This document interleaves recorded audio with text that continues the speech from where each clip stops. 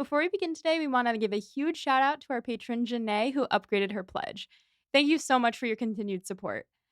If you want access to things like our Discord community, occasional outtakes, bonus episodes, and all sorts of good stuff, head on over to patreon.com/pod and prejudice.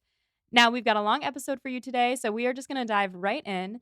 Please enjoy this week's episode covering the 2009 Emma miniseries starring Ramala Garai with our guest, Sophie Andrews, aka Laughing with Lizzie.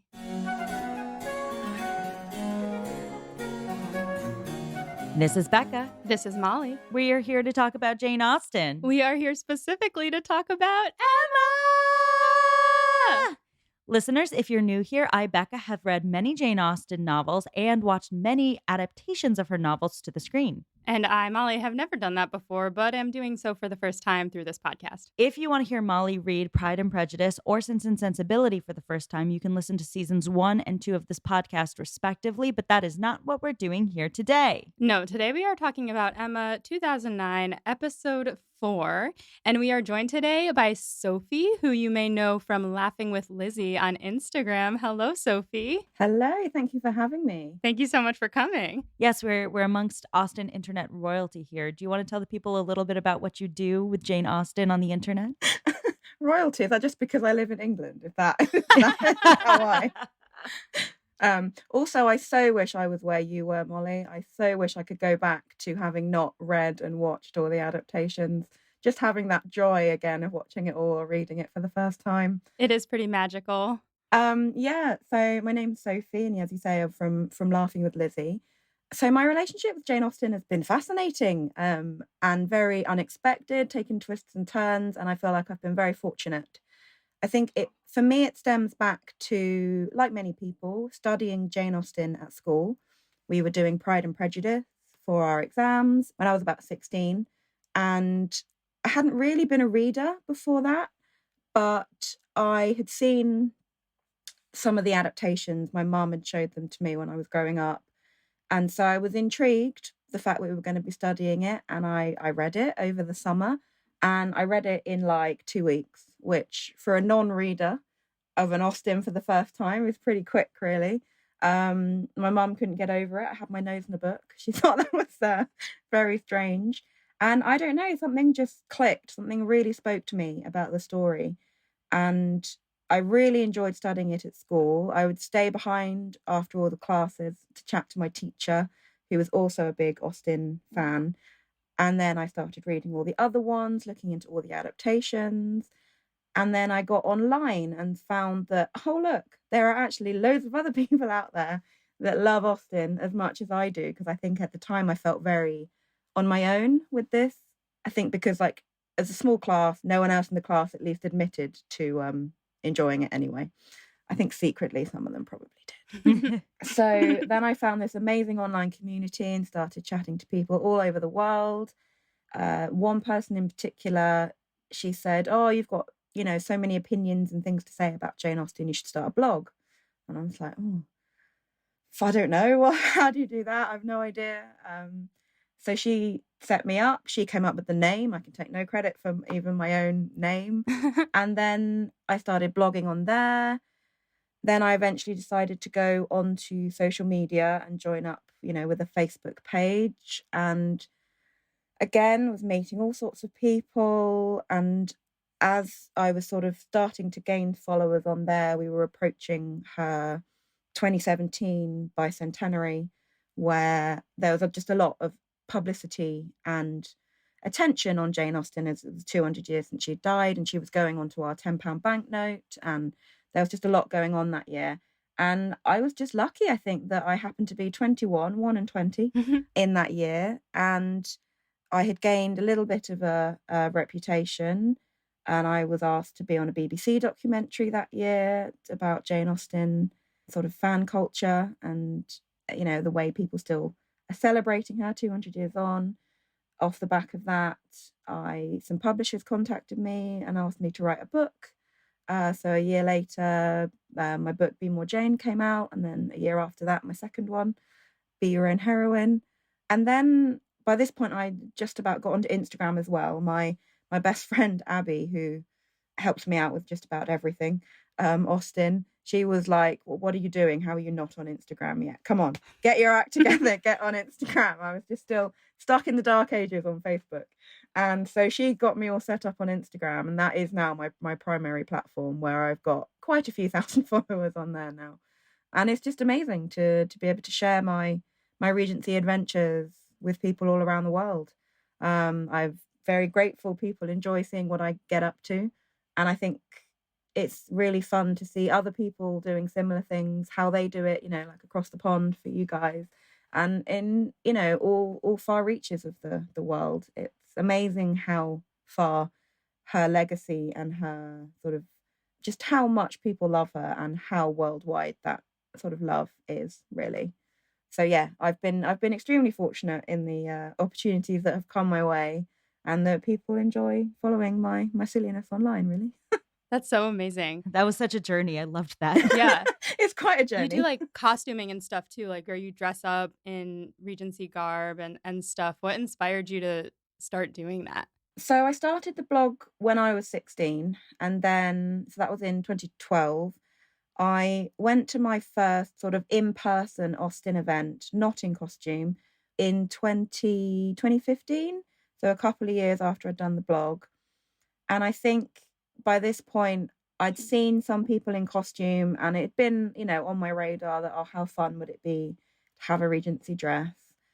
And so then I thought, well, you know what, let's just, for the next event, and my first Jane Austen Festival in Bath, the big annual one in Bath that happens every year, I wanted to have a costume.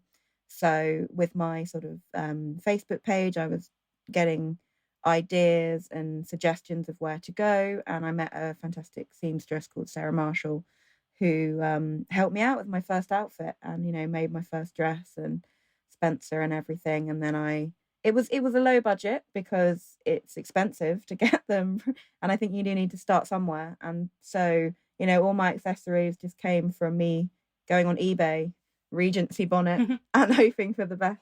And there was a surprising amount of things out there that you could pull together an outfit. And the first time I put it on, I could still remember it felt very surreal. It was a very special moment. And I think the reason I wanted to go all the way into the costuming is, one, it's just fun, and the outfits are beautiful when you see them in the adaptations. For me, another major part of my sort of journey with Austen is she's very much an escape for me.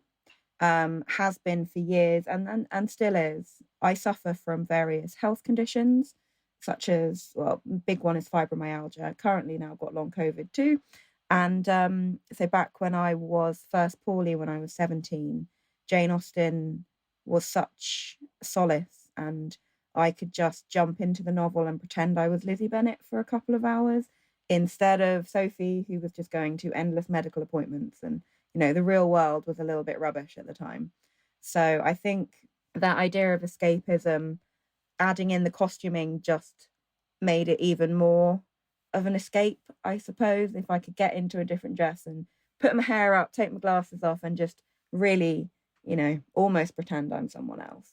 I think it really just kind of went along with that, and is why I suppose threw myself into it quite so fully, because it was so vital for me at the time. Yeah, I think I can relate to that. And I think a lot of other people can relate to that. Austen's work forever and always feels comfortable. It feels homey. It feels safe. And I think that a lot of, I mean, I know a lot of people in our community feel that way as well.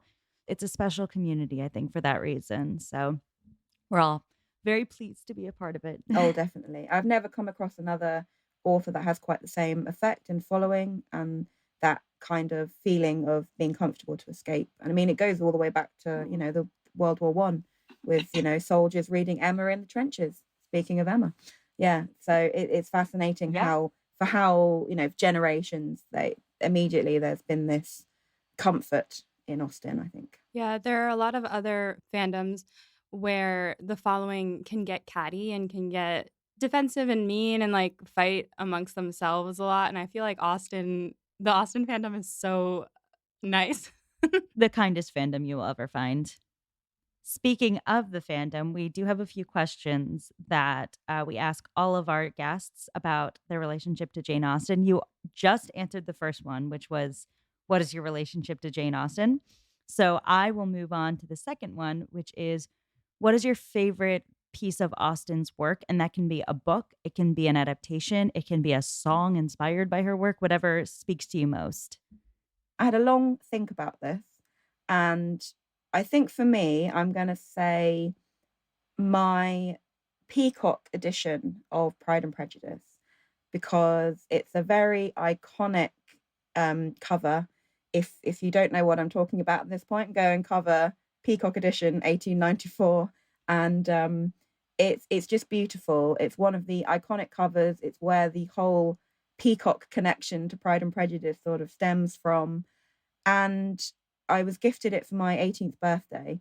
So it also holds, a nice memory for me in that sense. And Pride and Prejudice is my favorite novel. So it's very much the sort of pride of my collection, I think. And I think it's just a beautiful, beautiful cover. I love that. And also, I should say, I have a print of that cover on my wall in my living room. Love it. I have a wallet that has that on it from Well Read. Yeah, no, Yes. it is so iconic, and it pops up everywhere. T-shirts, tote bags, yeah, and it is beautiful. You can absolutely see why. Yeah. Absolutely. Third question, which Austen character do you relate to the most? Surprise, surprise, Elizabeth Bennet. She is a great person to relate to. Having spoken about Pride and Prejudice so much, and in case you hadn't guessed from Laughing with Lizzie, it's not my name, which many people think it is, which is fine. And I will answer to Lizzie when people call out Lizzie. I'll answer. It's okay. In fact, I sometimes will answer more to Lizzie than Sophie in the Regency situation, apparently, as my friend has pointed out to me. She's called out to me several times, and I haven't answered until she's used Lizzie, apparently. So I think, so Pride and Prejudice was my first. I already knew I loved the story from having watched an adaptation when I was younger. And I was pretty certain that Lizzie was going to be my favourite heroine, and she remained my favourite and the one that I could relate to the most as I read the other novels. I think for me, her obstinate, headstrong spirit is just fantastic when you're reading it and seeing the way she stands up for herself and stands up to people around her, sort of going against what should be expected of her in sort of society's eyes. The fact that she didn't really care about that, or to an extent of, if she felt like someone was doing her wrong, she would stand up to herself. It's not like she was going out the way to be a rebel, but when needed, she didn't shy away from standing up for herself or her family or anything like that. And I think that's a really admirable quality, and I think is an important quality to have today as well, especially as a female. I think she's a great role model, I think, still today. Truly a 21st century woman in the 19th century in many ways. And then finally, our final question is, what is your hottest Austen take? This is something about the Jane Austen canon that you feel strongly that may not be the popular opinion. Definitely isn't the popular opinion if all the news articles and everything were to go by, but I actually really like the Persuasion 2022. Come at me. So we haven't done Persuasion yet. It is our next book, and I have heard horror stories about this Persuasion. So I am so excited that we have a guest on who likes it. So you'll have to get me back on when you've watched it, and I will come on and defend it, because I think I honestly have so many opinions on it. I was actually fortunate enough to work with Netflix a little bit towards the end of it when they were marketing it, and got to know a little bit more about some of the reasons to things and various things. And I think it gave me a further insight into it. And when I watched it, I could see what they were going for, choices that they made. I knew that there were going to be Austen fans that were like, what is this? Sacrilege. But I also think it got an unfair trial. I think people were hating on it just when a 30-second trailer came out. And I think that's a little bit unfair, So yeah, but this is a whole other podcast. You have to get me on again Absolutely. because yeah, no, I really enjoyed it. Ugh, so hyped. That's now like ruminating in my head. I'm off in season 4 of the podcast already, which now I guess means we have to pull ourselves back to season 3 of the podcast covering Emma and the final episode of the 2009 miniseries starring Ramala Garai and Johnny Lee Miller. Before we get too deep into it, Sophie, did you have any thoughts on this miniseries? I absolutely love it. I think it's brilliant. I think it's very well done. The casting is spot on. I don't think there's any weak point in the casting. The story, because it's a mini series in a similar way to the Pride and Prejudice 1995, therefore the story is really pretty accurate in, I think, as much as you're going to get from any televised adaptation. And the costumes, the music, yeah, no, honestly, it is my go-to. It's my go-to Emma. Yeah, I think it's going to be my go-to as well. It's just so good.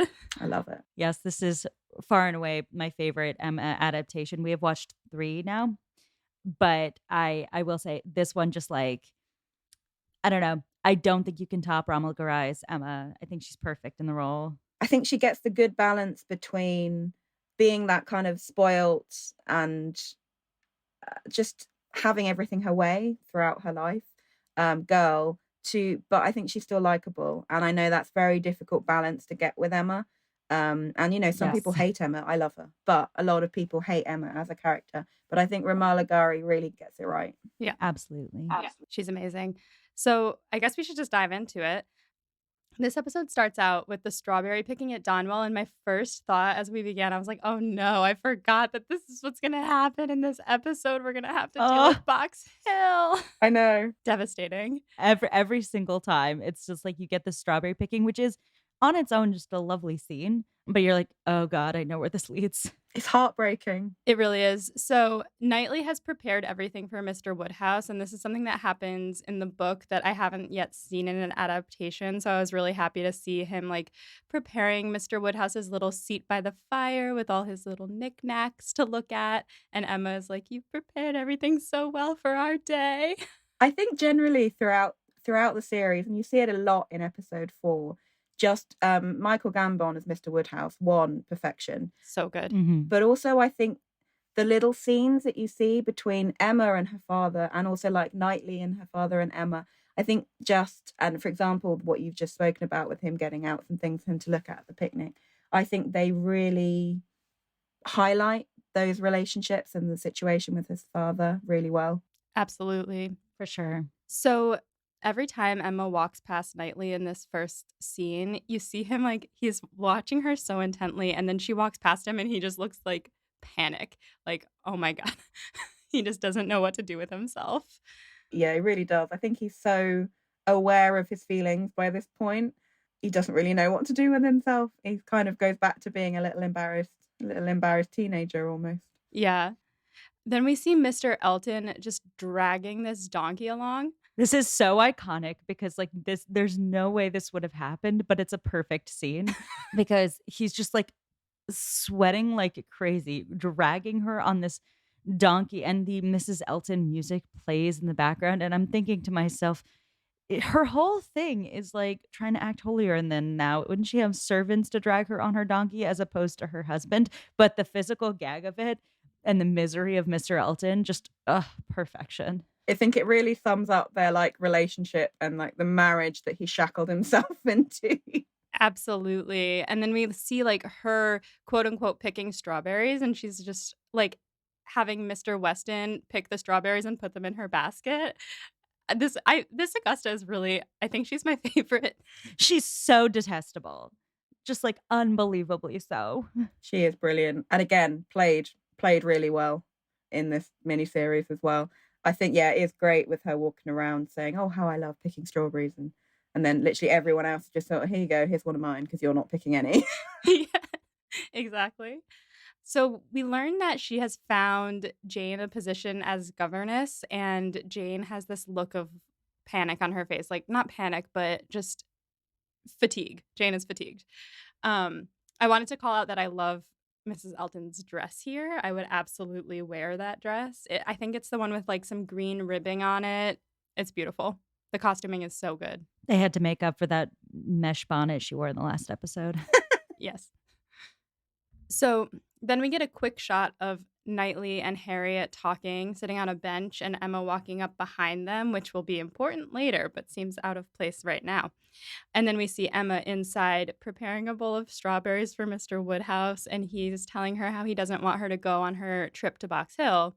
And he's like, I'm pretty foolish, aren't I? And Emma has this really earnest moment with him where she takes his hand and she's like, Isabella and I have always counted ourselves very lucky that we weren't sent away after, and then dot dot dot, her mom died. And they have this very just like touching father daughter moment. And as Emma is walking away, she runs into Jane, who is leaving, and we get the Jane is fatigued scene. I love this Jane. I think she's my favorite thus far. And she just, you see the way that this is placed in the miniseries, which is how it's placed in the book as well. But there's something about the pacing where we've just seen her learn that she's got a position, or that Mrs. Elton has found her a position, and we've seen that exhaustion with Mrs. Elton and how she doesn't want to be talking to her. And then she's got this job, and then she's like, I have to go home. It just really hits different when she says, I will soon be taking care of children. I cannot be afraid. It really places that connection on, okay, she's got the job.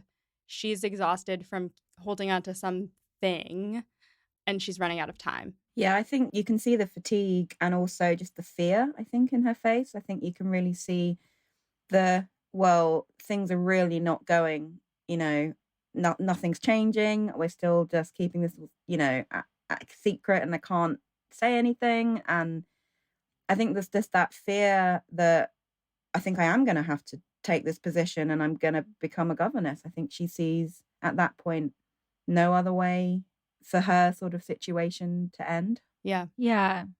And I think there's a real friend chemistry between the two actors here, Emma and Jane, which is rare in adaptations of Emma. They don't usually prioritize that.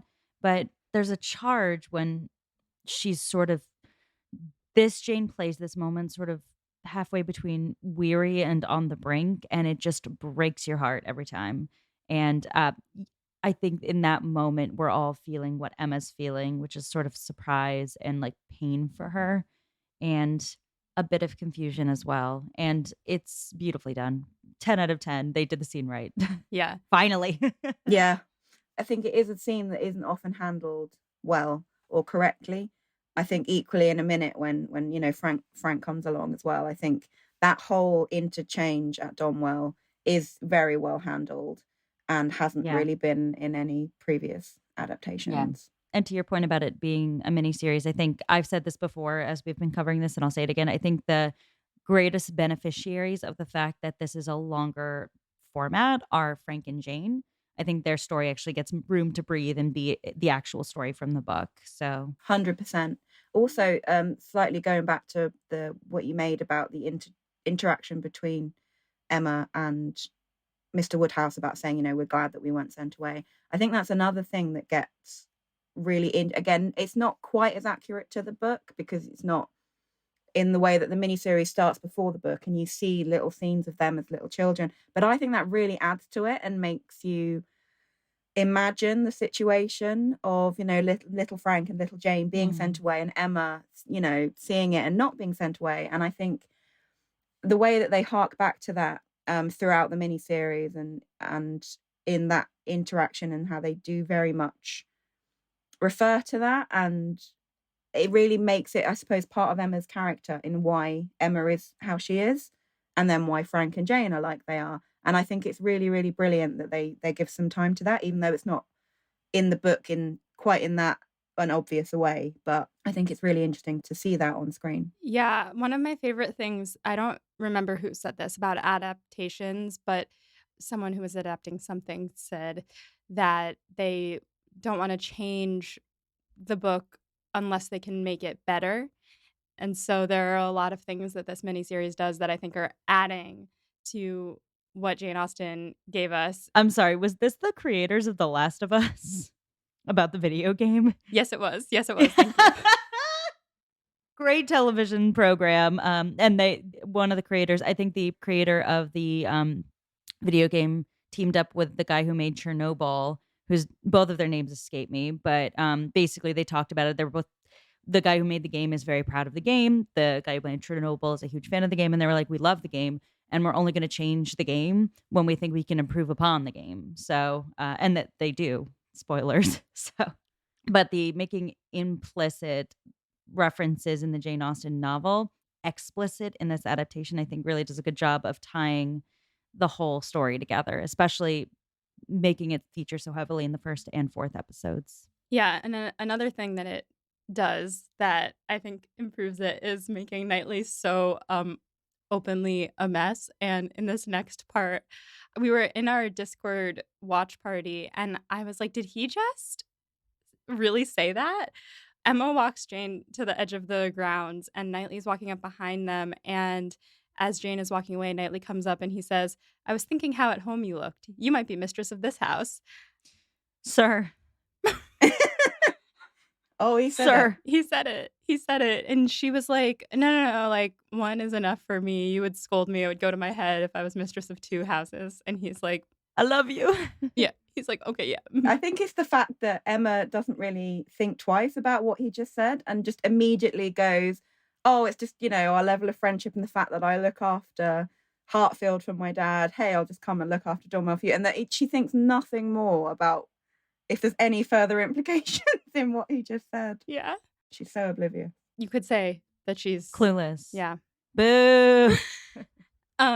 So she tells him that Jane wanted to be alone, and she starts talking about like, oh well, of course she's exhausted, her living situation, Miss Bates, blah blah blah. She's like going off on her, and she sees Knightley kind of looking at her like, mm-hmm, and she cuts herself off, and she's like, okay, like, I'll stop talking like that now. Mr. Knightley does not approve. yeah, foreshadowing. Then we get Frank approaching, being cranky about the heat. He's hungry. He wants a little beer. Yeah, someone was like, "Yeah, he's being a real asshole." No, I was watching this with Mike, and Mike was like, "Yeah, that guy's such a jerk." And I was like, "Mike, this is literally how you act when you're hungry and hot. Like, you just need like a little snacky snack to be like calm again." And I want to defend Frank here because I do feel like everyone's like, "Yeah, he's such a jerk in this scene," and he is. But who among us, after like riding through or walking through a very hot day without any food in our stomach, is nice upon first speaking? Yeah, no, it's true, especially with what happened on his walk as well, adding to the emotions. I think generally, which I'll touch on more when we get to the Box Hill scene. I think the way the actor whose name escapes me interpreted Frank is really interesting and very different to the other adaptations. I think there are, again, you saying about there being more time for Frank and Jane. I think, he's in a way a little bit more villainy in the way that he's quite whining and stroppy at times, and he really is rude about poor Jane. He really goes there with that sort of charade, and I think definitely more so than we've seen in previous adaptations, and possibly a little bit more so than we see in the book. But equally, I think it creates because there's the more space for Jane and Frank. I think it does really create more of a roller coaster and an interesting story. Yeah, I think I had a lot of feelings about Frank in this, and I'll definitely get more into it when we get to Box Hill as well. But I do think that it's fairly book accurate because I do remember being so confused in the book as like, why is he being such an asshole? But I think that a lot of adaptations attempt to make his assholery more palatable for modern viewers. And I think it's a weird situation that Jane has written. And I think it's very difficult to at least wrap my head around. And so I appreciate how much they tried to show that struggle in this Frank. And like you can see he's come in, he's like, I just passed Jane Fairfax and she's walking in this heat. It's insane. But he looks kind of concerned, like, why is she walking in this heat? You can see all the emotions, right? With when you are in that kind of like sort of like kind of state, you can't really hide your emotions and things, and you can see the anger, the frustration, but also the sadness and the concern and just everything going on. Obviously to Emma, she's just like, oh, he's just being a stroppy teenager. Yeah, and I think you're right. I think there is a way in which he is allowed in this adaptation to really be as gross as he is in the book. And the reason why I think it works is I think because he has already laid on all these different layers of vulnerability in Frank, and like reasons why you might be surprised by just how rude and awful he's being in that scene. I think that makes it a more colorful, rich performance just generally. I think he's just really good at playing up the best and the absolute worst parts of Frank Churchill's character. Yeah, he can definitely do the best. Definitely, I think at times you're like, yeah, you can 100% see why Emma might fancy him. You know, I'm like, he feels really charming, really sort of outgoing, and you can be like, yeah, you can see the attraction. But then when he then is the other end of the scale, and you're like, oh, okay. Totally. So then we get a nose up shot of a horse eating some strawberries. But there are like a bunch of fun cinematography choices in this adaptation that are kind of out of nowhere, and that was one of them. It was just like strawberries, horse's nostrils, horse's face, cut away, nothing else. And Frank comes in, Emma's with her father, and he comes in with a little snack and his cup of beer, and he's like talking about how he wants to travel. And Emma's like, okay, you never will because your aunt. And it's kind of interesting to see she almost wants to hold on to him also not being able to escape his aunt as like something that they have in common. Mhm. Yeah. And then she's like, okay, well, it's not Switzerland, but you should come to Box Hill. And she goes, Harriet will be there, as if he cares. And then he's basically like, "If you want me to be there, I have to be there." In front of her dad. No chill. Absolutely no chill. So then we go to Box Hill, and I liked the transition of Emma looking at the book and seeing the image of Box Hill, and then we get to see Box Hill itself. And I loved that their outfits matched perfectly to the outfits of the people in the drawing in the book. And Box Hill is beautiful. Yeah. I've been there several times. I can't find the tree. I keep looking for that tree that they're sitting next to. Did you insult any middle-aged spinsters each time you went to Box Hill? There were none around for me to insult. Otherwise, maybe. Because then if a man would come over and berate me and then I can marry him, that would be great. We'll set it all up. I'll have to take a spinster with me next time. Maybe that's where I'm going wrong. Yeah, that'll be it. You have to invite her out and then ruin her day. Yeah, exactly. Yeah. That's how it goes. So it's still hot, and Emma, Frank, and Harriet are sitting looking at the view, and Frank is complaining about how hot it is, and Harriet is sneezing. I do want to add here, one of the things I've never seen in another Jane Austen adaptation, which I love here, is like the beginning when Emma's there. She's so happy. She's so excited. She's like, this is amazing. And everyone else is pulling down her mood because mostly Frank is being super sour. And she's just literally trying to enjoy how lovely the view is at the beginning before she becomes instigated into poor action. Yeah. It's quite sad as well, in a way, to see her joy. Like, it's lovely, but at the same time, you sort of think, oh, it's so sad that just, going, really not that far from her village to look at a pretty view has just absolutely like made her month, I think obviously travel was different then, but equally no one else is quite as amazed by it. And the fact that Emma had never left Hartfield before, not Hartfield, Highbury, I think it's a little bit, it really hits home just how sheltered her life has been. And I think, again, that gives a sense of vulnerability to her and kind of goes a long way to, I suppose, not allowing her behavior, but to explaining the way that she is, because he really goes, no, she really has just been brought up in this tiny, tiny little sphere, which she's queen of. So she's going to be like she is. And it's very much to do with like her upbringing. And I think it's very good how that adaptation does really focus on the fact that it's kind of like her upbringing and her surroundings and circumstances that have made her like she is. Because I mean, that's literally the first line of the book as well. So it does, again, it's making the clever line you said about implicit, explicit. I think it really demonstrates that really well. Yeah, totally. So they're all hiking up the mountain, and Frank is talking about how miserable everyone looks. And then they're all like sitting silently in a circle. And it is interesting how he went from being grumpy to being like, let's make jokes. He's trying to stir the pot. He's like taking out some toxic energy on everyone around him, which Emma translates as, oh, he's having fun, but like feels menacing in the scene. That, and also just wanting to upset Jane as well, I think, because they've had their argument. He's like, right, how can I really stick it to Jane as well. And I think he's horrible in this scene. He's absolutely horrible. And it's so sad to see Emma going along with it. It's so hard to watch. It's so hard to watch.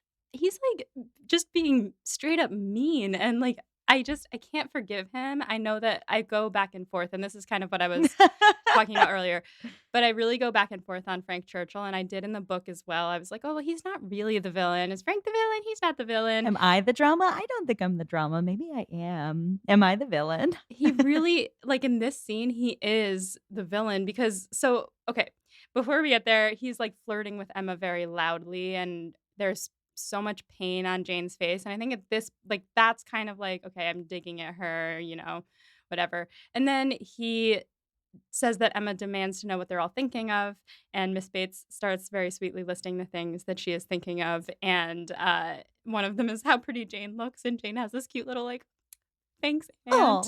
Oh. And then Mrs. Elton is like, "Okay, well, I always keep what I'm thinking to myself." And Knightley's like, "Is Miss Woodhouse sure she wants to know what we're all thinking of?" Which is one of my favorite lines. Then Frank asks for the 1 entertaining, 2 mildly entertaining, or 3 dull things. And we're all sitting at the edge of our seats like, please don't do it. Please don't do it. There's no other scene I can think of in a Jane Austen novel that makes everyone so viscerally uncomfortable. Yeah, and it amazed me actually when I went to see the recent 2020 Emma at the cinema. Obviously, most people there probably know Emma and have seen them, but they were gasps in the audience when that happened. It was like, and I was just like, oh, that's brilliant. The fact that it still has that impact, you know? Yeah. Well, what's really interesting is in the 2020 Emma, she says it so maliciously. Like she's like, well, blah, blah, blah, blah. And in this one, she says it like she truly doesn't know that what she said was bad until everyone's staring at her like, what the fuck did you just do? Like she's just laughing and she's like, oh, ha, ha, ha, ha. Definitely more playful. She felt it was playful anyway. Yeah. Absolutely. The way Romola Garai plays it is like this little offhand joke she makes, like teasing a friend that is unspeakably cruel. And then the vibe shifts in the group. And it's like Emma understands that the vibe has shifted, but doesn't understand why it shifted. And so she's like trying to still have fun and be stupid and silly with Frank. And she's like, why are people so upset? Like, I don't You understand. can kind of see it on her face of her going, what was that? What did I just, was that what I just said? Is that really what's upset people? Why? And you can kind of try and see her trying to still like, Frank still trying to like interact with her, but she's just like, oh, but I'm really confused as to why everyone's now really upset, and trying to think through what was that really that bad? Why was it that bad? And you can just see her just absolute like confusion and like just everything going around her mind, like, I don't know. Yeah. Jane looks so disappointed in her. And because this one makes you root so hard for their friendship, that really hits. And Miss Bates, of course, has tears in her eyes, which is devastating because this Miss Bates is just so, I love her so much. And Mr. Weston immediately makes his conundrum, which is very just like, read the room, my dude. It's the Emma, who's perfection Emma, and everyone's like, okay, we got to get out of here. We're leaving. We can't. Yeah, and Knightley's like, oh, well, perfection's come too soon. And it's like, yeah, right, we're all off now. We're all off. This is really too awkward now. Yeah. My girlfriend wanted to share that she, upon watching this, and she's never read the book or really seen any of the other, I mean, she's seen some of the other adaptations, but not necessarily paying attention. Anyway, she knew when he said what 2 letters mean perfection or whatever, she was like, I bet it's M and A, but she didn't say it out loud, she says, because she thought it was too dumb a joke. Wow, did Mel just burn Jane Austen? I think she burned Mr. Weston, not Jane Austen. Jane Austen knows it's a stupid joke. Yeah. Yeah, exactly. I liked when they were all walking away, Augusta was like, come, Jane, and Jane was like, mm-mm. Yeah. Mm-hmm. So this is when I start being very anti-Frank because the majority of the group has walked away and he starts berating Jane. Augusta and Elton walk away and he's like, they're such a great couple. Like, he only knew her for a little while in Bath. How many a man has committed himself on short acquaintance and regretted it the rest of his life? Ooh. Line from the book. I know it's from the book, but somehow seeing it out loud. It's Like, bad. It's a horrible thing to say, and I was interested in Jane's performance of the line back because she says it so gently, and I was kind of like, she's shown some force in other portions of her performance. I kinda wanted her to snap back at him a little bit more. I have very few complaints about this Jane. I think she's close to perfect, but I would have wanted that little clap back that comes after to be a little bit snappier. It's in a way a last ditch attempt at this because, as we know, she then Mhm. goes back and does accept the position to be a governess. And I think it's a last ditch attempt, but also, as she said, she's fatigued, she's tired, she just doesn't have that energy anymore. She feels like she can't say nothing, but like it's been going on for months. And I think it's interesting that that whole interchange, which is awful, like it's horrible. But when you then, if you're doing it for the first time, you then realize what it actually means. When you go back, you're like, oh my word, how? And I think at that point, you can kind of concur with Knightley, like Jane can do so much better. I think at that point, it's really hard to feel anything nice for Frank. yeah, especially I think that this adaptation really makes it his decision that they've been keeping it a secret. And I know that they're keeping it a secret because of his aunt, and his aunt wouldn't approve of the match and wouldn't let him marry her. But it really shows that she's just like waiting around for his aunt to get out of the picture or for something. And she's starting to feel like she never will. And she's kind of almost being strung along. And that's exhausting. And so it just makes you mad at him. So Frank starts to go off like, Emma, pick a wife for me, someone who's just like you. And of course, Emma thinks that he means Harriet. And then Jane and the rest leave. And Frank continues to complain about the heat. And Emma is like, I'm gonna go look at the view again. And she walks away. And Frank is like, no, come back. And she's like, no, I need to go think about this. So she goes and sits on a log, and Knightley comes up to tear her to shreds. Badly done, Emma. Badly done twice. Just 3 words, badly done, Emma. Yeah, you can really see how much this does not bring him joy to do. And I wish they would go into more detail about this later, when he says, like, "I knew after Box Hill," because in the book, they explain that he means the amount that he was upset that Frank had had that influence on her and was being a bad influence on her, like, that really brought him pain, and he realized that, like, "I love her too much, I need to get out of here so that she can, like, make her own decisions and I don't, like, feel pain about it," but, they didn't really go into detail about that, but that's okay because this is a perfect berating of Emma, I think. I think he did a great job. I think the way Johnny Lee Miller delivers the classic badly done Emma is he's not shouting it, but it has such power. And I also think this whole berating scene, it's really different from their scene in their fight in episode 1 about Mr. Martin and Harriet. I think it's a real different vibe. I think while I mean equally you could say like similarly bad situations because I mean she's interfering with a young girl's life. That proposal was great. And now she's insulting a someone that's lesser than her and everything. But I think because of the way his emotions have gone on a journey since that episode, Mm. it's less of like a friend berating a friend to a like a wannabe lover just really upset by her behavior. I think there's a real noticeable difference in the way that they play those two because they're the kind of two major kind of arguments that we see Mm. that they have. Yeah, especially the second badly done when it's, like, a little hushed and he's like, Ugh, how could you do this?" I do really, agree with that point. I think it is a perfect encapsulation of how their relationship changed through the story. Yeah. I think at this point, Emma has realized, okay, maybe I think out of, she's stepped away from Frank and she's probably a bit of realization has settled in. But I think she's trying to defend herself, not to defend her behavior, but to Mr. Knightley rather than because she doesn't like the fact that Mr. Knightley is thinking of her this badly. And I don't think it's not like I don't think to me that she's necessarily defending her behavior because, oh no, it was absolutely fine. I think it's mainly because Mr. Knightley is so upset. Absolutely. So she's destroyed and she goes home and her dad is being so sweet. He's like, "Oh, was it as spectacular as you'd hoped?" And she can't look at him. She's in tears. And he's like, "Will you be going on another trip soon?" And he kind of wants her to say no. And she's like, "No, I won't.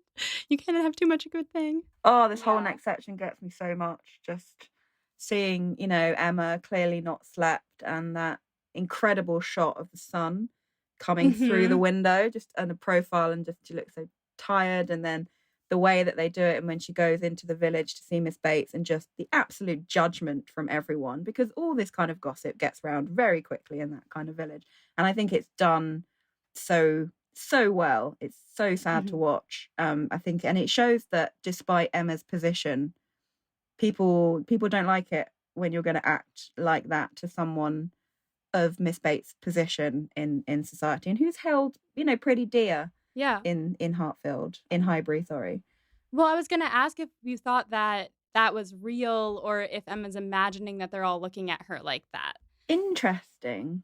Because my first thought was that it was imaginative, but because her imagination runs away so often, but I kind of like your thoughts that, like, people just love Miss Bates and Emma is actually being harshly judged by the rest of the town. I really, because like, she should be.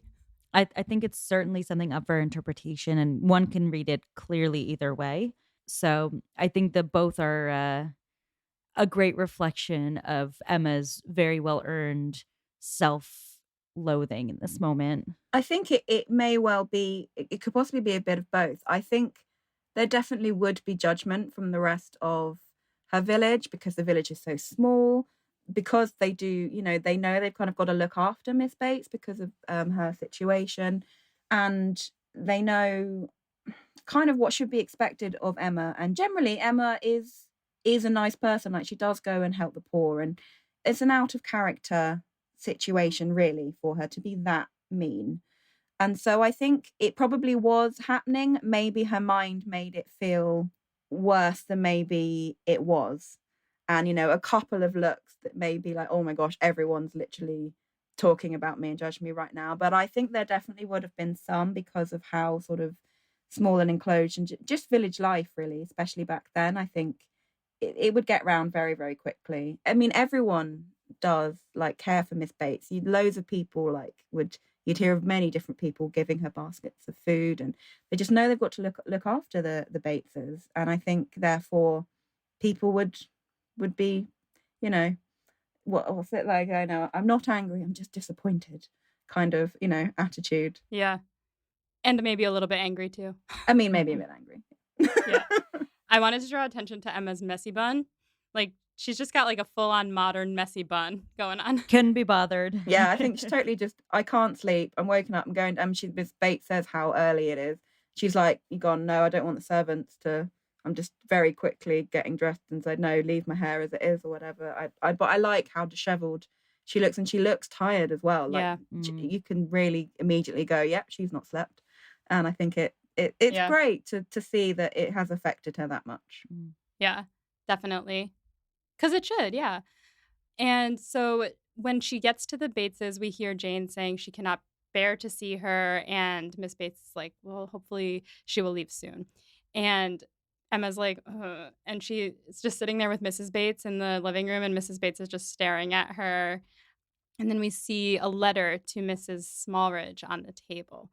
And Miss Bates comes out and tells Emma that Jane has accepted the position. And she was up all night crying and writing letters. And this is potentially my favorite quote, but I'll just say it now anyway.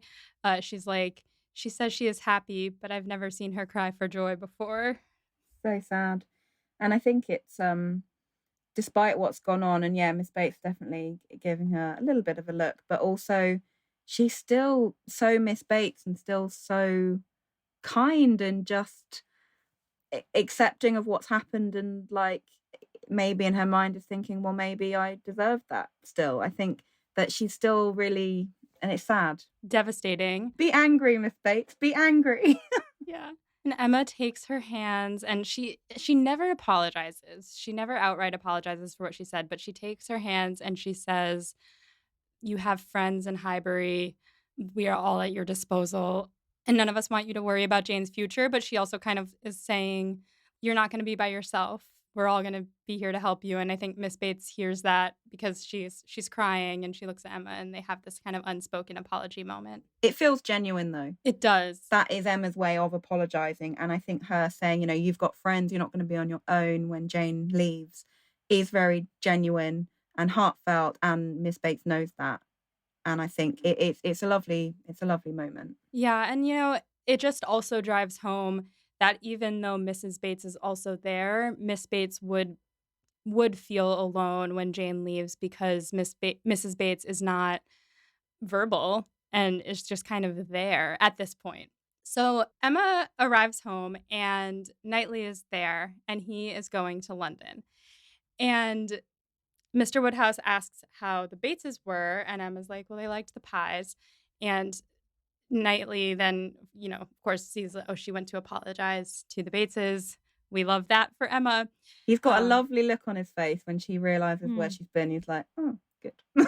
Yeah, and Emma, won't really look at him, which I also appreciate because it shows that she's not just, doing good for the sake of her reputation. She, really wanted to go apologize. She did it before anyone was awake, really, she wanted to do it for herself and for them. And she says that she reminded Miss Bates that they're supposed to come over the next Friday, and she says to Knightley, "Won't you come too?" And he says he's not gonna be back yet. It's gonna be a substantial trip. And before he leaves, he takes her hand and he bends down as if to kiss it, and her eyes go huge, like, "What is happening?" And he thinks better of the kiss and leaves. And Mr. Woodhouse is just very unaware of this whole moment. He's like, "Oh, yes, do, do, do, do, do." And Mr. Woodhouse really just, in this episode, has my heart. Fine form. It's 10 out of 10. Absolutely. Then we cut to London, and Knightley is now in London, and we see Isabella talking about how weird Knightley is being. And then we cut back to Hartfield, and Mr. Woodhouse is reading a letter from Isabella saying that Mr. Knightley's being weird. And Emma is just staring at his chair, and she's like, "I think I'm going to reupholster this chair. I'm so used to him sitting in it. I haven't noticed that it needs new covers." And really, she's just trying to forget him and have, erase his memory from the house. Then Mr. Woodhouse goes, "Emma is to refurbish Mr. Knightley's chair." I mean, he's not got much to write in his letters. So he's like, "Oh, great, I can put this in the letter." Yeah, it's really sweet. It is an interesting moment. And I think she says it herself. She kind of didn't realize or appreciate just how much Mr. Knightley was in their company. And she's now gone, "Oh, he's actually been away for an extended period of time. I'm so used to him being around." And it's weird. Yeah, it's weird because I'm in love with him. And Mr. Woodhouse also starts writing that Emma has been trying to befriend Jane, and we see this kind of flashback to Emma trying to go over, bring things to Jane, and Jane avoiding her, saying that she's too ill to go outside, and then Emma sees her walking through the field, and she's like, "I'm truly sorry that Jane and I can't be friends," and you can feel that she really is truly sorry. Then we get the Mrs. Churchill is dead montage. So good. Everyone's just so happy that she's dead, but then trying not to be happy that she's dead. It's hilarious. It's just so brilliant. It's like, "Frank is free." Well, we're really sorry that Mrs. Churchill is dead. It's just all the ways that they're just trying to be like, "Oh, this is so great," but not because a woman's died. Yeah. It's so brilliant, and it feels very British as well. It's brilliant. I love that whole scene. Yeah. She says, "I am so happy at this dreadful news." I love at this point that John Knightley in London is very much saying, the truth is like, "Well, no one's liked this woman at all ever. Why should we now be sad that she's died?" He's very much like, "No, I'm not sad. Why should I be?" And he's very much, saying it how it is, even though everyone else is trying to save face. John Knightley is a king. He's great. He's so great. And I love, again, because you've got the 4 episodes, you get a good relationship, and you see Isabella and John Knightley more in this, which I think is great because they're such great characters. They really are. I love their relationship in this. They have a playful energy where they nag at each other, but in a very sweet way that I think does them justice. I like in the scene where you say when they're saying that Mr. Knightley's out of sorts, I like when he says about, because he didn't want to go to this dinner and take the boys to the park, and he's like, yeah, I think that's a reasonable reply to both of those things. Yeah, it was beautiful. Emma says that Frank may finally do as he chooses, and then we see Frank walking through the town and stops in front of his old house, and we see a flashback of him as a child being taken away from his father in the rain. And we all feel a little bit sad for Frank at that moment. Even in his poor behavior, I think that that flashback does a lot of work to remind us that, like, even though this is a flawed person, he's someone who's been through a lot. I think also at that point it kind of brings like an end to that period of his life where he's been taken away and been trapped into this with his aunt. I feel like he feels like, okay, maybe that chapter's over now. And that little flashback is like that's sort of how it felt to me. Mhm. I know I've seen some people say that they also think that that whole scene, the fact that he flashes back to this. I mean, do you think Frank has quite a bitterness towards his father and the fact that he sent him away? Mm. I think it's sort of a debatable thing as to what, whether Frank is understanding of what the situation or whether there's a little bit of bitterness with what happened to him. That's a good question. I think that this adaptation grapples with those questions much more than any other adaptation that I've seen. I think Frank could very well be angry at his father. I see Frank as a character in limbo, one that understands himself to belong certain places more than others. And the fact that he changed his last name to Churchill from Weston tells me that in the grand scheme of sort of the emotions of being taken in by your aunt and uncle and then having your life completely dominated by them versus the complete raising of his own class so that he enters a new form of society his father could not have given him access to, and one that he clearly enjoys through balls and wealth and enough to string poor Jane along for a long time so that he could ensure his inheritance. It's tricky to see how Frank feels ultimately about his sort of broken childhood. Well, I wonder though, I mean, I think that it's not necessarily about his inheritance for vain reasons, but more so that he doesn't want him and Jane to be destitute, and not have anything.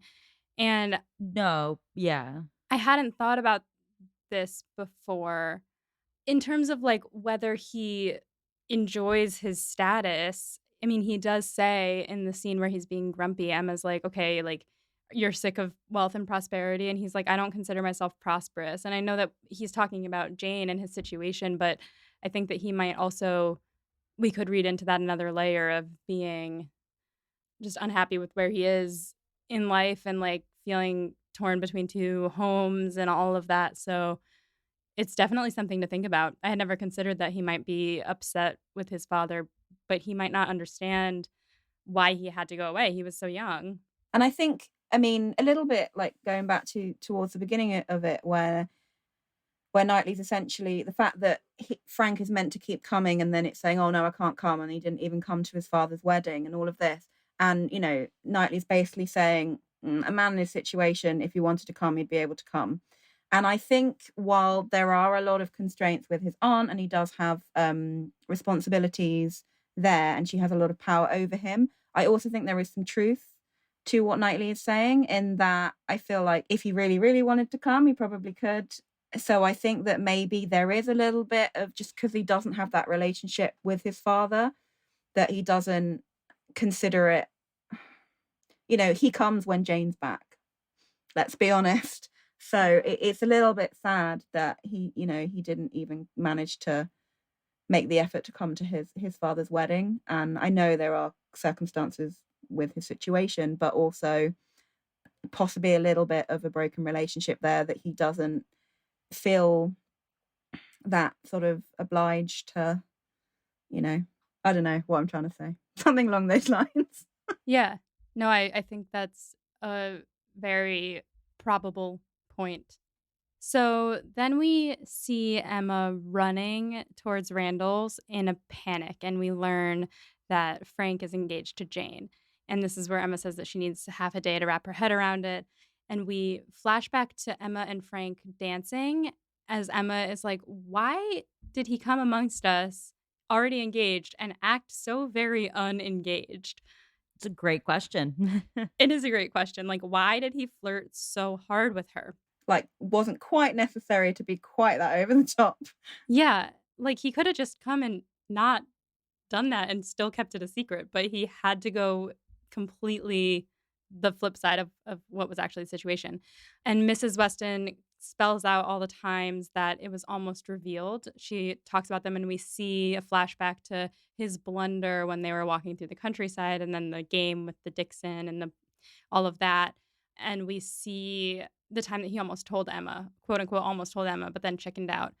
And she clearly is worried that Emma is feeling, some type of way about this. And Emma's like, don't worry, I do not have feelings for Frank. And as she's saying this, her voice dropped like 3 registers and she suddenly sounds older. Like this has aged her, but also that she's matured. I think it's really sad in the scene to see, well, Mrs. Weston and also Mr. Weston when he pokes his head through the window, just how nervous they are and how upset and angry, but like how nervous they are for Emma because they were encouraging the relationship between her and Frank as well, and I think you can see the pain on her face. Absolutely.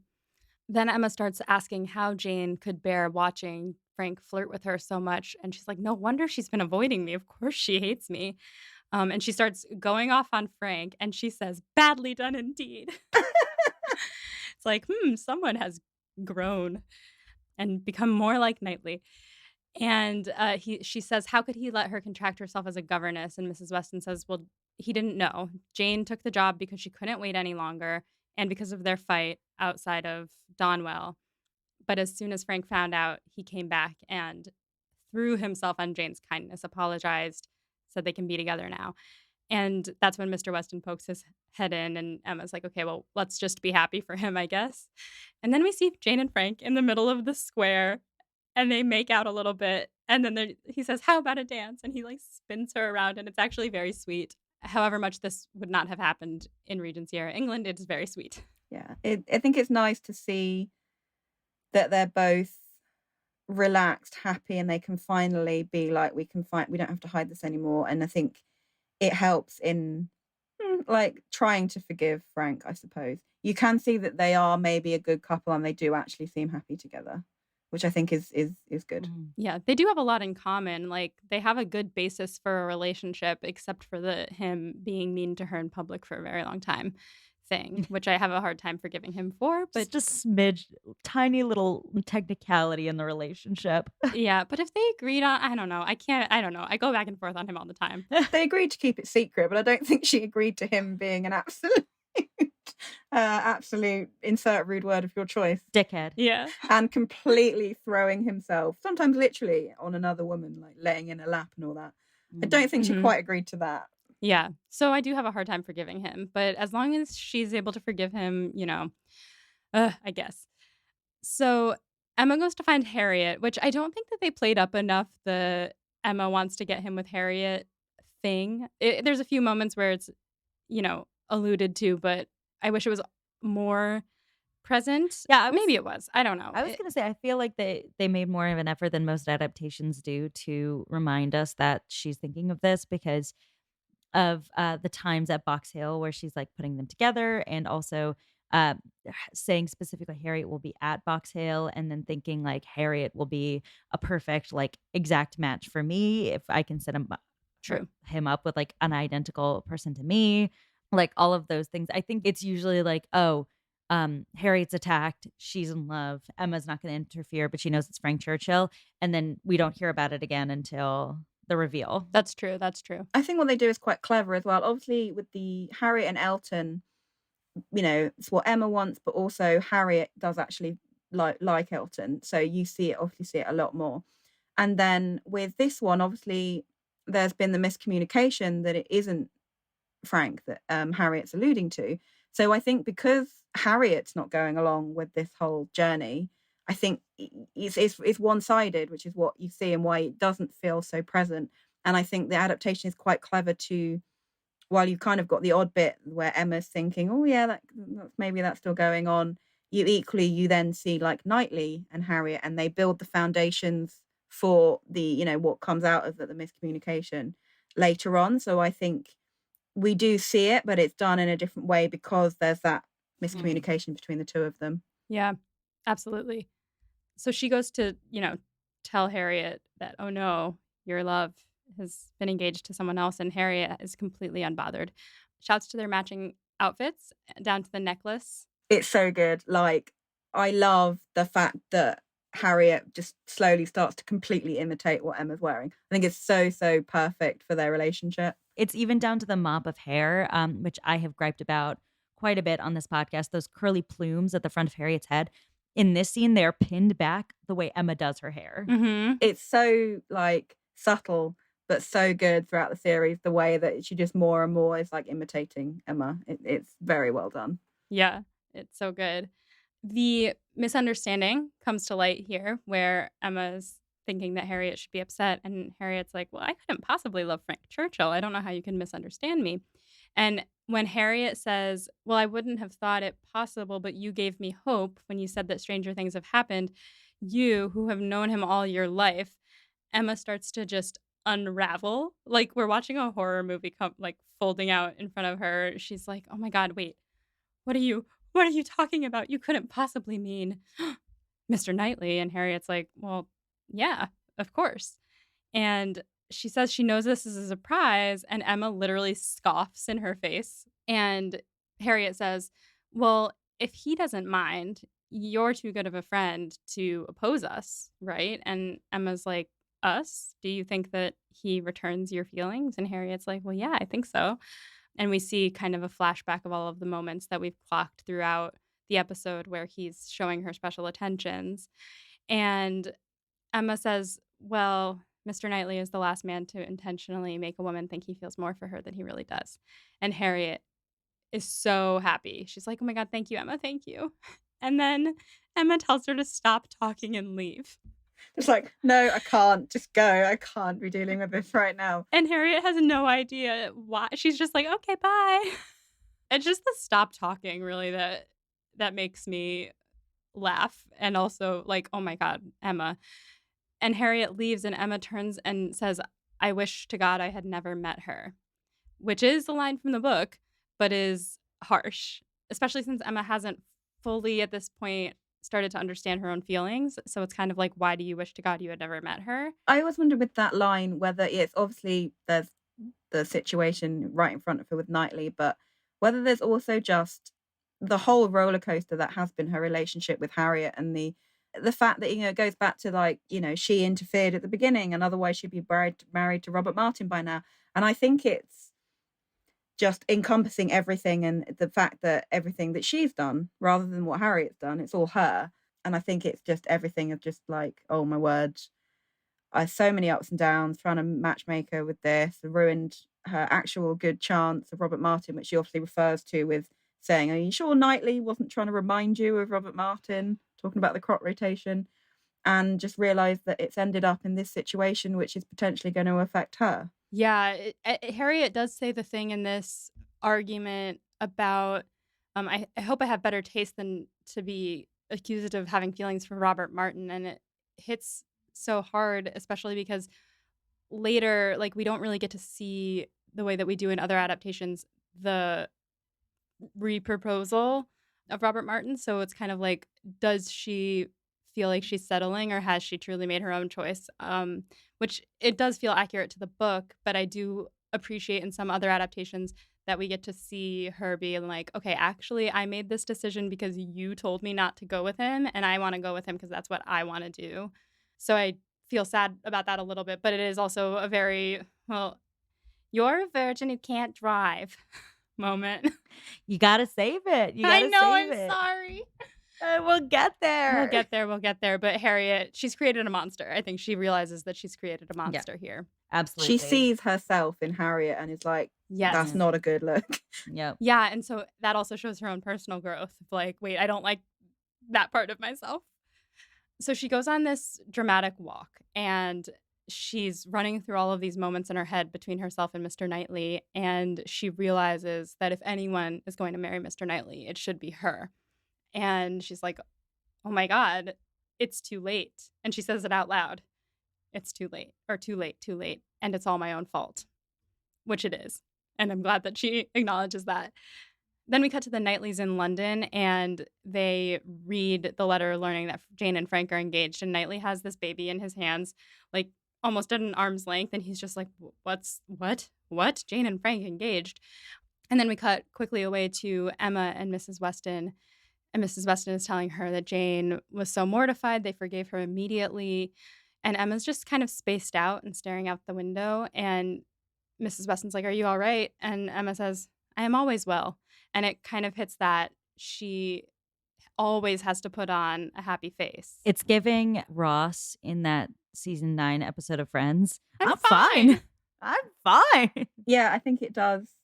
That Emma's expected to be the bubbly, happy one, and that she, is carrying quite a lot, and then the way she's looking after her father, and she does, for her father's sake, for a lot of people's sake around her, she does need to be well all the time and appear that way. Yeah. Which is hard. Very hard. Absolutely. So here we go. We're starting down the point of no return. This is when Molly ascended. I felt it from like the half mile away that she lives from me. Yeah, I put down my phone. I wasn't looking at the Discord anymore because I was just staring at the screen. Emma's out gardening and Knightley comes out and she's like, and hides behind a bush. Mike made this, but it's a triangle shaped bush. Yeah. So how was she going to hide? She wasn't. She's just standing behind it. And he sees her and she's like, oh, are you mad at me? And he's like, no, like, why would I be mad at you? And he starts immediately going off on Frank and talking about how terrible a person he is. And Emma's like, no, wait, don't worry about me. I'm embarrassed by how I behaved, but I have not been injured by him. And Knightley's like, Frank is so fortunate, blah, blah, blah. His aunt opposes his love. His aunt dies, blah, blah, blah. But the whole time he has one eye just closed. He's just winking into the camera because the sun's in his eyes. Very sunny scene. They're both struggling. They're both squinting like anything. Yeah, it's very funny. And Emma says, you sound like you envy Frank. And he says, I do envy him. His secret is out at least, which is an added line from the book because I think in the book he just says, I do envy him. You're not going to ask me why I envy him. But instead he says, his secret is out. You're not going to ask me what my secret is, which I kind of like. Because he so badly wants to tell her in this scene. And then she just says, no, I don't want to hear it because idiots. They're idiots. I love them. Yeah. The way Emma, like, he's clearly like gonna tell her, and he's like, no, please tell me. It's gonna change everything. Please don't do it. Please don't do it. Once you've said it, it can't be unsaid. And it's just a real, like, sudden, like, tumult of emotions with just because she's like, no, you're gonna tell me you love Harriet. Don't do it. I can't hear it. Yeah. He is like, oh, okay, I will obey you, and walks away to cry in his home alone. Yeah. And Emma's like, no. And she kind of struggles with herself for a minute. And then she chases after him. And she's like, I will hear whatever you want to say as your friend. And he's like, I don't. Stop friend zoning me. I don't want it. Exactly. He says, friends indeed. And then he does the thing. He says it pretty much word for word what's in the book. And it's so good. He's like, okay, I want you to be honest, but have I no chance of succeeding? And then the music swells. It's the theme. Yeah. I love the staging, just the two of them with Hartfield behind. It just looks beautiful. And I love that dress she's wearing. Mm-hmm. Perfect. And she, like, you see her start to realize what he's saying, and she has tears in her eyes. And his If I Loved You Less, I Might Be Able to Talk About It More is so good. He says, I cannot make speeches. And then he kind of like sniffs and he says, if I loved you less, I might be able to talk about it more. It's romantic, but it's got that hint of like, it's got the comedy, which I think it really needs that line because it's a funny line. It's really sweet, but really funny. Like, and I think he just gets it spot on. Yeah. Uh, yeah, so Emma says, "Can this be true?" And he says, "You'll get nothing but the truth from me. So what do you think?" And his chest is just, like, heaving, like, he's so nervous, and she says, "I find I do not know what to think." But you can see, like, in her face, obviously, she's just like, "Oh my god. I don't know what to think. How did this happen? How did I get so lucky?" And then they kiss. We need to talk about the physicality of the scene though, because the way after he says, "What do you think?" that she reaches up on his face and the way he seizes a little, like, it's like the force of his, like, love is, like, got him frozen in place, and she's, like, exploring the face of this man she's known forever, and then she just presses her forehead to him and says, "I find I do not know what to think." And then the way it, like, pans out to that wide shot, and you see his hands slowly creep up to touch her hips, and then the slow, like, the agonizing pace at which they finally kiss, like, the Regency era of, like, etiquette versus the desire just, like, culminating in this moment of, like, fresh love. Ah, so good. Such good chemistry between the two of them. Yeah. I think it's one of my top proposals in all the Austen adaptations. Proposal scenes. It's just beautiful. Yeah.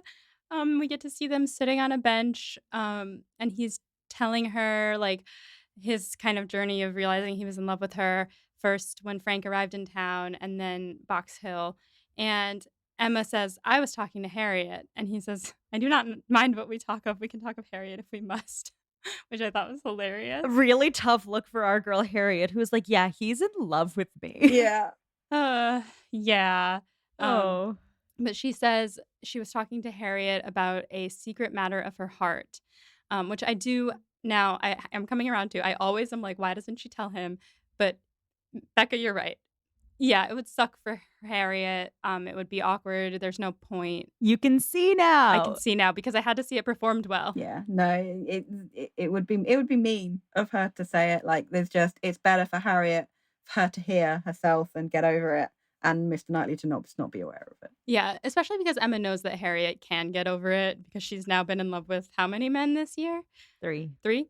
So she says, "I was talking to Harriet about a secret matter of her heart, and then I examined my own heart, and there you were. Never I feared to be removed." Again, the pacing and the way that it's just so slow. There's no music at this point in this conversation as well, which I find it's just them. It's a very like intimate moment, and it's really sweet. And I think obviously a lot of the proposals generally in the books are you don't have that much dialogue Mhm. in a lot of the proposals, so I think they often have to expand, especially for the heroine's responses. But I think they did really really well in the responses that they give Emma to the declaration and in this little conversation afterwards as well. I think it feels Yeah, very in keeping. 100%.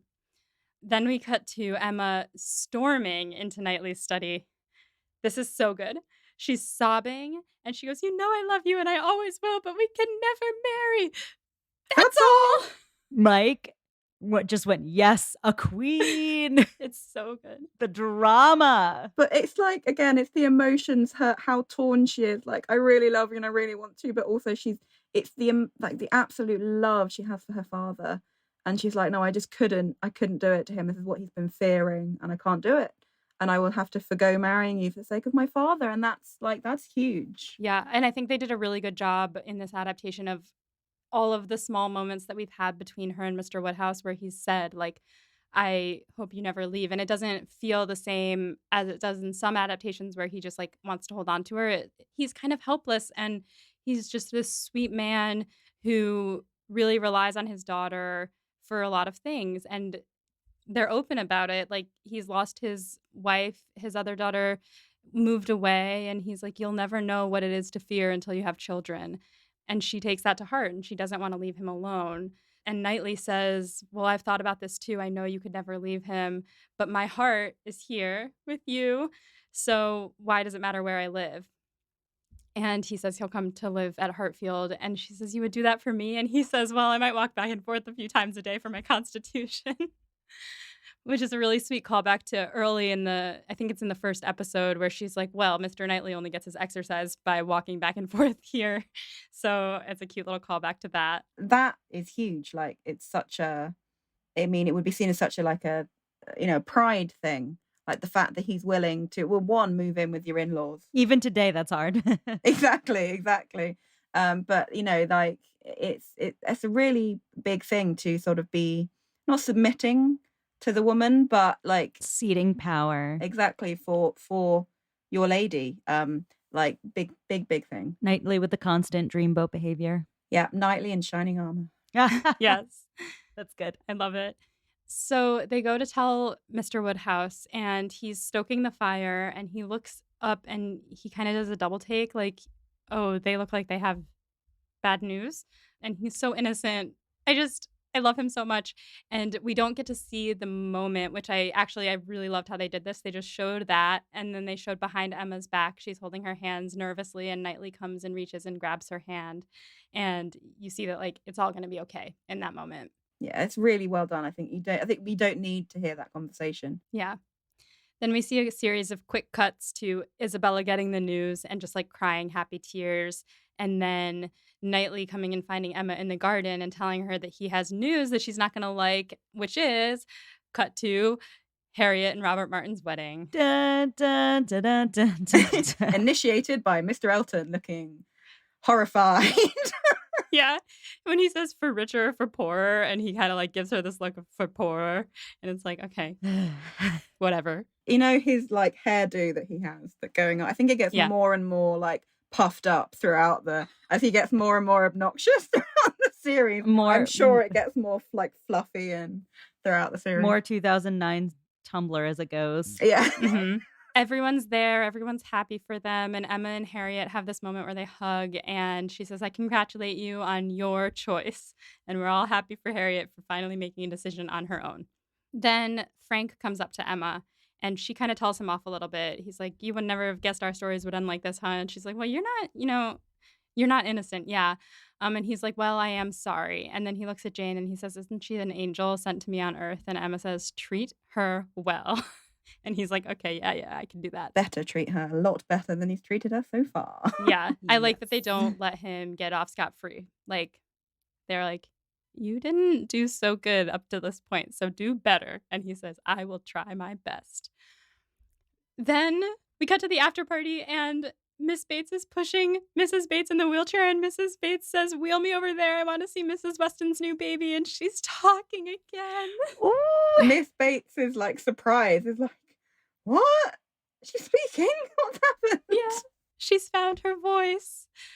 It's just so beautiful because, like, whatever's been weighing on her, it really brings the story to a nice close, because we started the story with seeing her upright, seeing her talking, and being upset that Jane was going away in the first place. Now we get to see her coming back to herself a little bit. Everything is how it should be. Jane is happy and etc. So she feels happy again. And yeah, I think it's like that full circle moment. Yeah, it's really beautiful. And we get to see Emma and Jane sitting, and Emma says, can we be friends now? And Jane says, I've tried to write to you 1,000 times to ask your forgiveness. And Emma's like, don't worry about it. And then Jane looks over at Knightley and she says, so when's the wedding? And they start like gossiping like girls. And Emma's like, my father hopes never. And they start giggling about how she's still going to be engaged when she's 70. And it's really sweet. And it's the friendship arc that they deserve. Yes, it is. 100%. Then we cut to Emma. It's kind of like this beautiful morning light, and Emma is wearing this gorgeous yellow dress, and she goes to her father to say goodbye because she is going off on her mystery honeymoon. And Mr. Woodhouse is crying. Sweet but sad moment. Yeah, I can't handle it. He's like, he's happy for her, but he's also sad to be losing her, and it's just so heart-wrenching. And we see outside John and Isabella standing there, and John's like, all right, so now they get to go off while we protect the chickens. And Isabella's like, listen, we're lucky that they get to go at all. There's a fox about, so it's good to have a man around to protect the chickens. And they have this cute little flirty moment. Or is it a wolf? It might be a wolf. Yeah. A wolf, yeah. In any event, I love John and Isabella. And then we see Mr. Woodhouse watching from the window and being sad as Knightley and Emma take the carriage away. And they drive off, and Emma looks out the window and she sees the sea coming up over the hills, and she starts Oh, crying happy tears, and they go out and they walk to the seaside, and we see this just, like, pan out of them on the cliff looking out at the ocean, holding hands, and it's beautiful, and the music swells, and then that's the end of the 2009 Emma miniseries. surprising her with the sea. So cute. I think the fact that she'd never seen the seaside was a thing earlier on. The fact that that's what he did, like nothing fancy. It's literally just I'm taking you to the sea, but it's so cute. It's so Ah, sweet. dreamboat behavior. Ugh. It's so cute. It's like such childish glee. It's so yeah, it's Yes. perfect. Just ending on that kind of beautiful, beautiful scene. I think it's perfect. Which brings us to Becca's study questions. So we ask these questions after we finish any adaptation. Also, give us a little dance party here, Graham. Woo! Yeah, we did it. Okay. So for the episode, favorite line delivery? I mean, we've said several of them that I was trying to narrow down. I think the only one that hasn't been said in our when we were going through it is I love after Jane and Frank are engaged and she's just like Jane Fairfax in just complete like, are you kidding me? Like, and it's just I think the way that she says that is brilliant. But another I also love the I love you and I never and I always will, but we can never marry. That's all. I still think that's such a brilliant line as well. It's so good. I have a lot of them, but yeah, we have said a lot of them already. I mean, and of course, there's if I loved you less, I might be able to talk about it more, which of course we've said. But another one would be, I have two. I'll share two of them. One is John Knightley after Isabella has said, like, well, why isn't George going to do this or that or this? And he says, some might say hesitation is quite a normal response to both those invitations. And another one is Emma saying, I am so very happy at this dreadful news. Mm.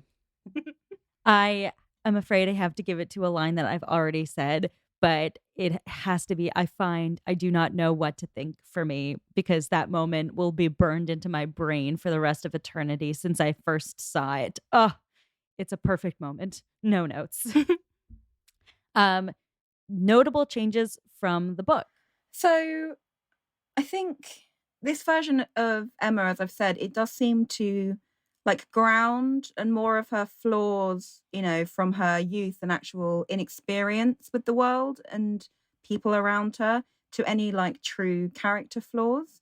And actually, I think this actually is probably more accurate to the book. So that's actually not a difference or addition. But I think in additions in the way that in the way that they show this with the like the childhood scenes and all of that kind of thing. And I think again we see some more of those realization moments and character growth, which sort of reflecting throughout the fourth episode. Yeah, definitely. I think for me, in this episode in particular, it's Knightley showing his feelings a little bit more, which I suppose one could read into the book, like onto things that happen in the book.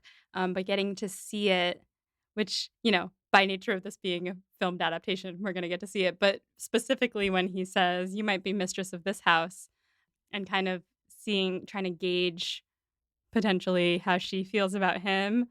I just really like seeing that. I love that. For me, it has to go to our girl, Mrs. Bates. Oh, Her talking again at the end of the series, just a full circle moment, a very happy moment, really relieves some of the burdens on the Bates, and it's a great way to show that burden has been lifted. So really, really great choice to give Mrs. Bates some lines of dialogue at the end.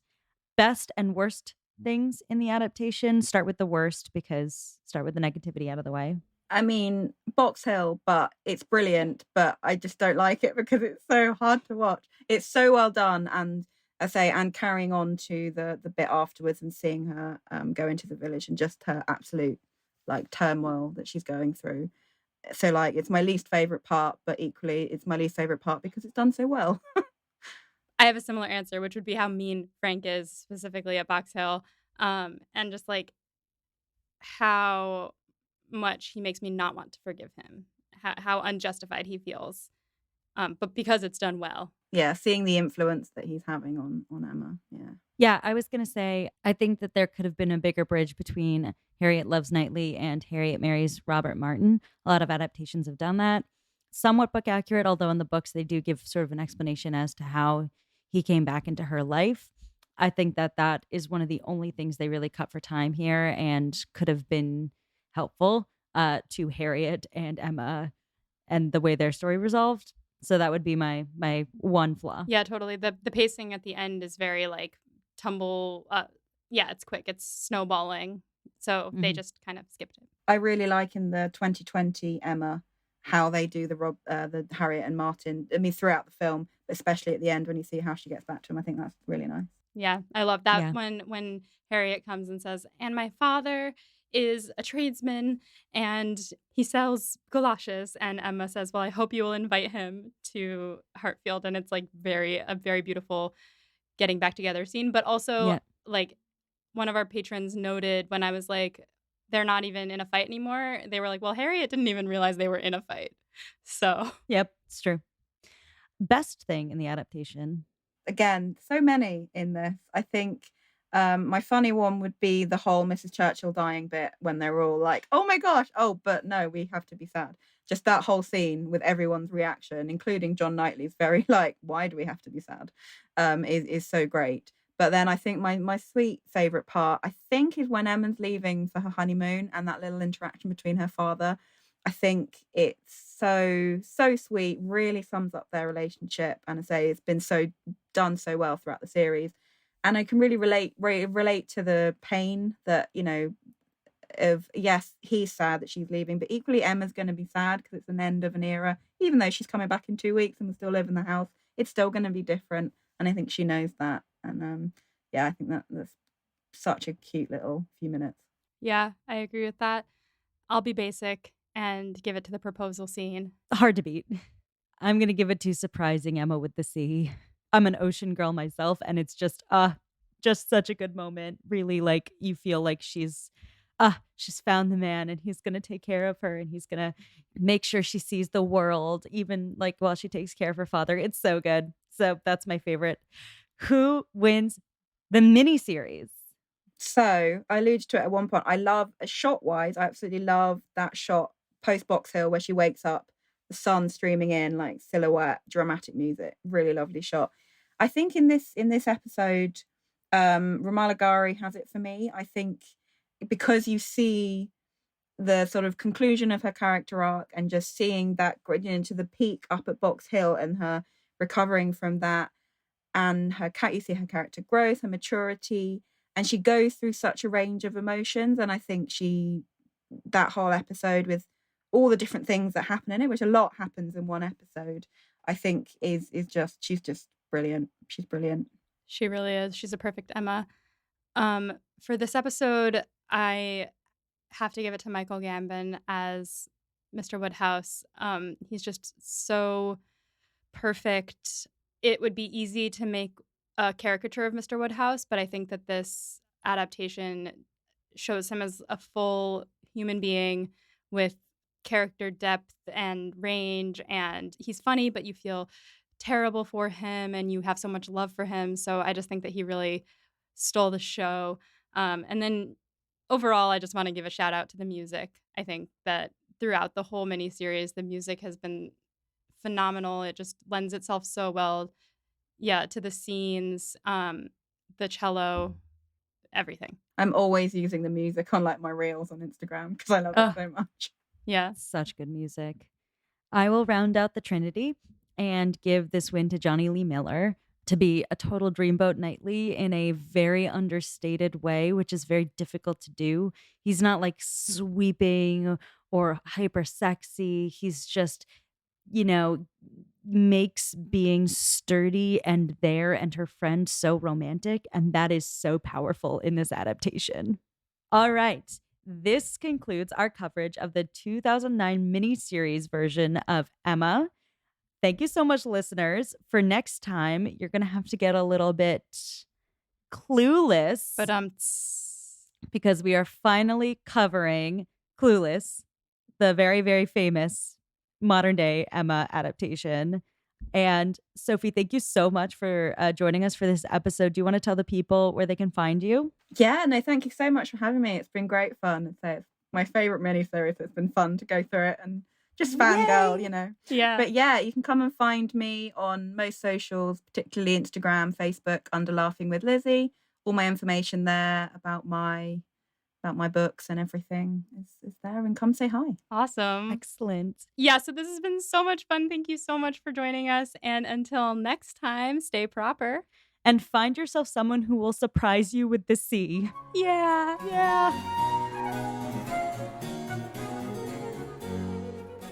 Pod and Prejudice is edited by Molly Burdick and audio produced by Graham Cook. Our show art is designed by Torrance Brown. Our show is transcribed by SpeechDocs Podcast Transcription. For transcripts and to learn more about our team, check out our website at podandprejudice.com. To keep up with the show, you can follow us on Twitter, Instagram, and Facebook at Pod and Prejudice. If you love what you hear, check out our Patreon at patreon.com/podandprejudice to see how you can support us, or just drop us a rating and a review wherever you listen to podcasts. Thanks for listening.